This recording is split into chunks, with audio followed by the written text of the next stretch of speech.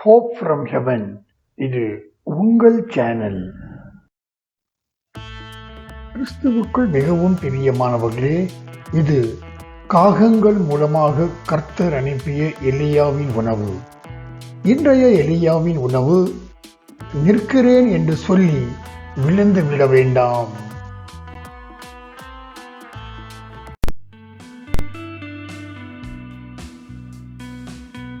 பிரியமான மகனே, மகளே, நீதியின் பாதை மிகவும் குறுகலானது, ஜாக்கிரதை.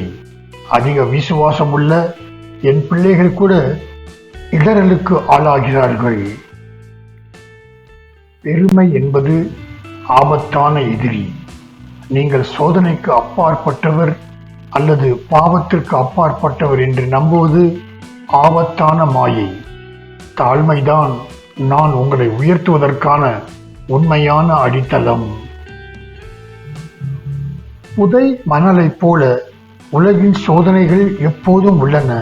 விழிப்புடன் இருங்கள். உங்கள் கண்கள் என் மேல் நிலைத்திருக்கட்டும்.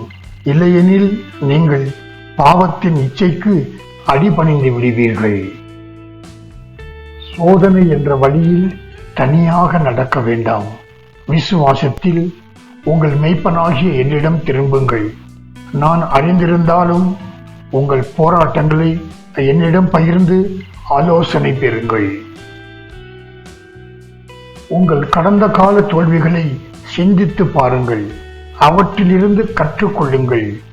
உங்கள் கடந்த கால தவறுகள் உங்கள் சொந்த பலவீனத்தை நினைவூட்டுவதாகவும் ஒரு எச்சரிக்கையாகவும் இருக்கட்டும்.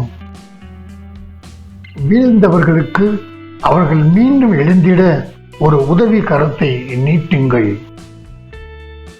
பரலோகத்தில் இருக்கிற பிதாவுடன் சீரான தொடர் ஜெபத்திலே ஐக்கியத்தில் இருங்கள். உங்கள் இருதயத்தை அவரிடம் ஊற்றி உங்கள் பாவங்களை அறிக்கையிட்டு சோதனையை எதிர்கொள்ள அவருடைய வழிகாட்டுதலையும் பலத்தையும் கேட்டு ஜெபியுங்கள்.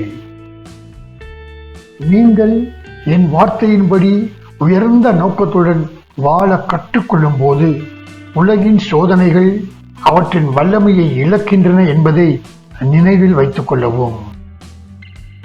உங்களில் பரிசுத்தவான்கள் கூட வீழ்ந்து விடலாம். விழிப்புடன் இருங்கள். பிதாவின் ஆதரவை தேடுங்கள். எப்போதும் வழி நடத்துதலுக்காக பிதாவிடம் தொடர்பிலே இருங்கள். கிறிஸ்துவுக்குள் மிகவும் பிரியமானவர்களே, இந்த காணொலியை பார்த்த உங்களையும் உங்கள் குடும்பத்தையும் தேவன் தாமே அபரிமிதமாக ஆசீர்வதிப்பாராக. ஆமேன்.